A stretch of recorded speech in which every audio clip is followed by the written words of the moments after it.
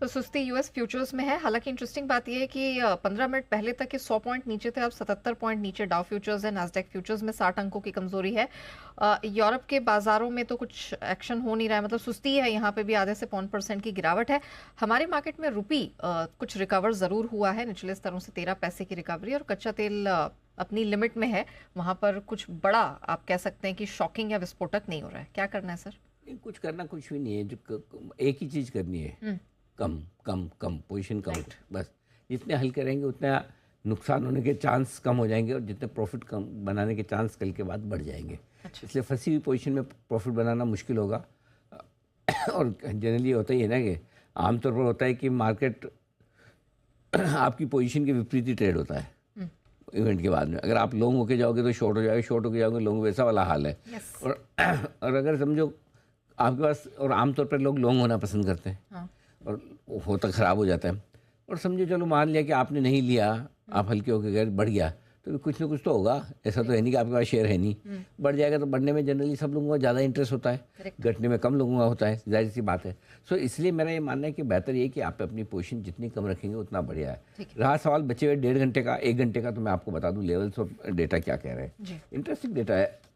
23,200 strong support है, 2.25 crore share put पे खड़े हैं, इसके नीचे है। अब मजे की बात देखिए, यहाँ कल वीकली एक्सपायरी है। रात को पता नहीं ट्रम्प साहब, उससे पहले गजब की पोजीशन बनी आज। ऐसा लग रहा है कि फीलिंग ऐसा आ रही है जैसे आज वीकली एक्सपायरी हो, वैसी फीलिंग आ रही है। 2.25 करोड़ शेयर 23,200 के पुट पर है।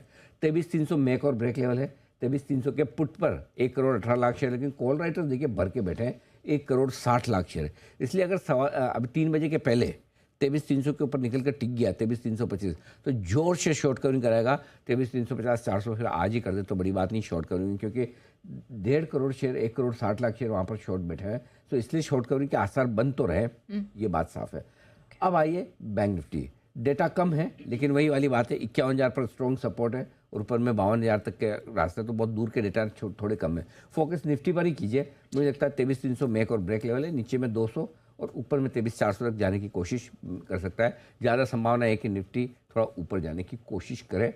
बस एक ही कॉल राइटर थोड़े ज़्यादा बैठे, तो जल्दी से अभी 23,325 को पार करना ज़्यादा ज़रूरी है निफ्टी के लिए। अगर ऐसा हुआ तो होते ही काफ़ी भाग जाएगी। एक और इंटरेस्टिंग चीज़ जो दिख रही है बाजार में वो है मिड कैप शेयरों को देखिए। 725 पॉइंट की बड़ी तेजी मिड कैप शेयरों में होती हुई दिख रही है। ये बाजार को लीडरशिप दे रहा है, क्योंकि 1.5% की तेजी मिड कैप इंडेक्स में कम नहीं होती, और इनको देख के स्मॉल कैप इंडेक्स भी 1% ऊपर। सोचिए बड़ी इवेंट है, 2 दिनों का आपका एफआईज का 17,500 करोड़ का कंबाइंड सेल फिगर है। उसके बावजूद अगर बाजार इतने मजबूती के साथ बढ़ रहे हैं, इसका मतलब क्लियर कर रहे हैं थोड़ी शॉर्ट कवरिंग भी है और हल्की फुल्की खरीदारी भी आपको साफ नजर आएगा। आइए इसी के साथ